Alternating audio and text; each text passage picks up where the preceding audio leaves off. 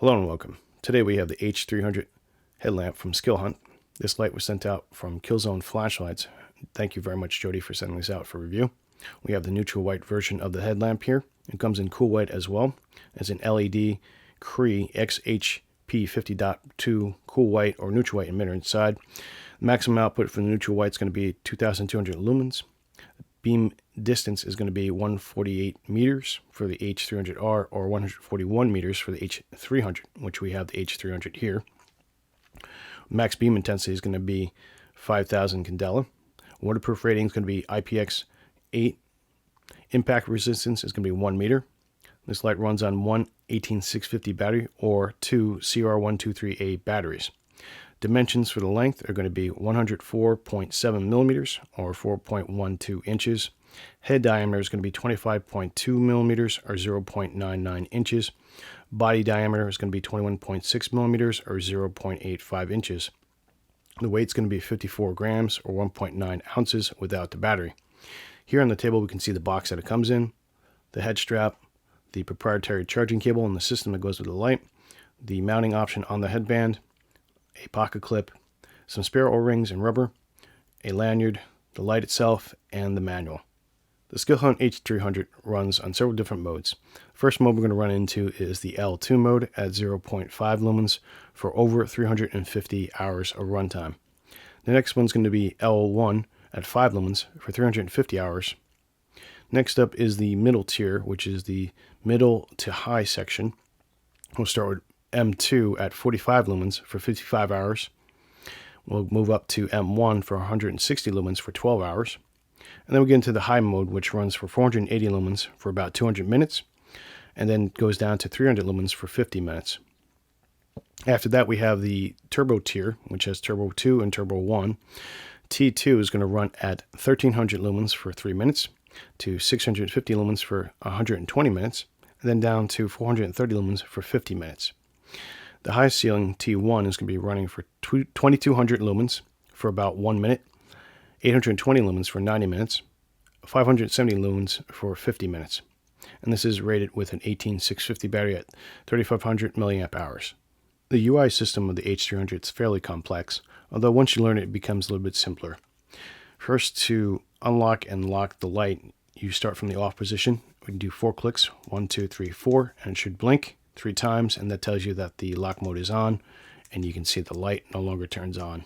It has a brief momentary on and off, and it also blinks on the button here to show the status of the light itself. So that's fairly useful. And this also indicates battery voltage too when the light is on as well, this button here. To unlock it, we simply do 4 clicks again, 1, 2, 3, 4, and it is unlocked again in the low modes. Now, if we push once, we go to off. If we hold the button down, it gets into low modes, which is L1 and L2. To change between the modes, you're going to hold down in the low section, and it'll rotate between both modes, L1 and L2. Now, to get to the medium mode, we're going to be using 1 click, and we are in the medium high modes. And you can also rotate this by holding down the button, and it'll rotate through the modes here. So as we can see, we have medium 1, medium 2, and high modes. To get out of that, click once. To get into the turbo modes, now it's a little bit different. You're going to click twice, 1, 2, and now we can see that the turbo mode's engaged, and we can change between turbo 1 and turbo 2 by holding down the switch again. And see it rotating there. 1 click turns it off. Now if we do 3 clicks, we get into the strobe mode section, which has 3 different sections as well. So we do 1, 2, 3, and we are in a SOS mode or beacon mode, I believe. Double click to shift and change through the 3 settings. That's a strobe mode. Double click, and we have a SOS mode, I believe, here. And then double click again to a beacon mode. From here, you can also do 3 clicks to get into your medium-high section, 1, 2, 3. And now we're back into the medium-high section of the UI. And again, you can hold down and rotate your brightness levels here. To turn off, push once. And again, to recap, to lock it out, 1, 2, 3, 4. And we're now locked out. In addition to its complex UI, This also features a battery voltage indicator, which we can demonstrate here. We'll turn on the light on low mode. And as you can see on the button here, it blinks red LEDs to show you the status of the battery. 4 blinks is going to be 100% to 80%. 3 blinks is going to be 80% to 50%. 2 blinks is going to be 50% to 20%. And 1 blink is going to be 20% to 0%. Look at the light here. We can see the button actuator. The front has their own newer proprietary reflective optic inside, which is sort of similar to a honeycomb diffusion type of optic. It's got a honeycomb texture to the front of the lens there. On the top here we have the proprietary charging port of the light, and then on the back side we have the heat sinking fins, and there's a nice side view there. And then on the other side we have the information. The tube itself has got some nice texturing on it, although not too aggressive. And then we have the magnetic tail cap here. Let's open this up and take a look inside real quick. We have a rubber O-ring for the IPX8 sealing. And then we have some very small cut threads in the aluminum. This is type 3 hard anodized aluminum. We have our EVVA battery from Skilhunt flashlights.com. It's a 3500 milliamp hour battery. We have the tail cap here with the magnet inside. And then from here, I'm going to get another light so you can see the inside of the head.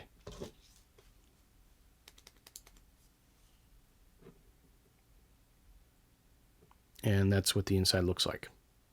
Here we can see the proprietary charging cable and the H300 being charged from a battery bank at 0.73 amps at a current draw of 4.91 volts.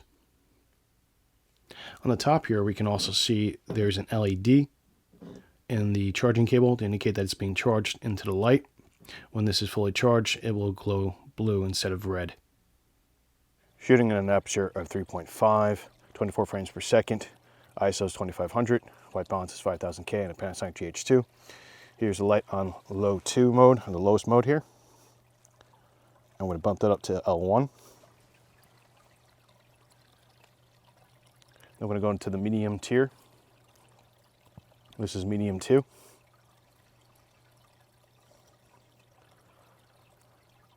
Medium 1.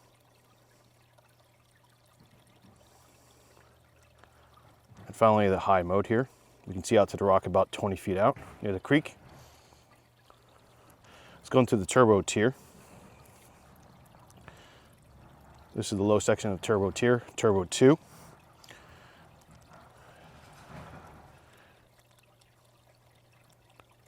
And the high section of turbo.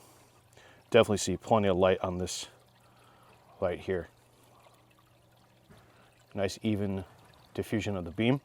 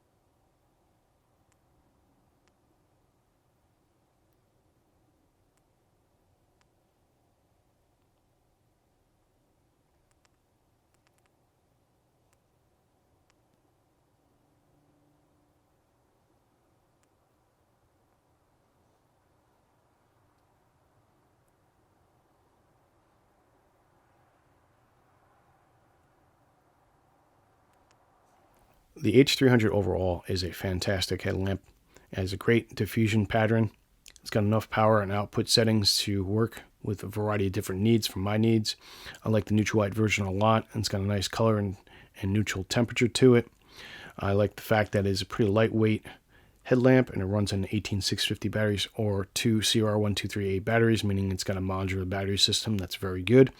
I do appreciate the charging system, the light, makes it very convenient to carry the light around and just a single cable. Even though the cable is a proprietary charging system, it works pretty well.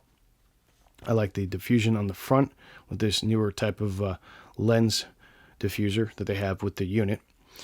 I do like the fact that I can put this on metal surfaces and use hand-free operations if I don't have my headband. I do like the amount of accessories they've included with the headband and the attachment way the light goes onto the head by clipping in instead of going through some kind of a rubber piece. I've usually found that rubber pieces tend to wear out over time, especially in the cold. I like that they included a lanyard with the flashlight as well, and the pocket clip. The heat sinking design is pretty good.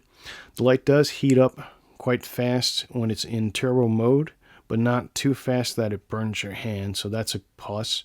I do like the battery voltage indicator on the lamp itself, and when it's in lockout mode, it should be blinking every so often with the LED there, so you can find the light if you drop it down in the dark and it's locked out. Now, I'm not sure if there's a way to turn that off, but if there is, that'd be good. If not, it's not so much a big deal for me, although this can drain your battery, but at a very minimal amount of draining, in my opinion. Overall, it's a good light. Some negatives I can think of is that even though I do like the idea of hands-free operations with the tail cap, the magnetic parts of the light I'm not a fan of in terms of it interfering with my compass and navigation systems. Other than that, it's a minor detail. And the rubber boot switch at the top, I much prefer a more hardened plastic or metal cap on front, but I understand why they did this, so it's not so much of a negative as a preference. And I would like to have seen maybe a warmer tint other than neutral white as well, but then that's a minor detail. Overall, this is a fantastic light. It's very well made. It's got some pretty interesting accessories, and I think it's definitely worth a look at. And Skilhunt definitely makes some quality products. I have another light of theirs I really like, and I want to thank Jody from Skilhunt Flashlights.com for sending this out for review. She was kind enough to offer the battery and the light to me, so thank you very much for that.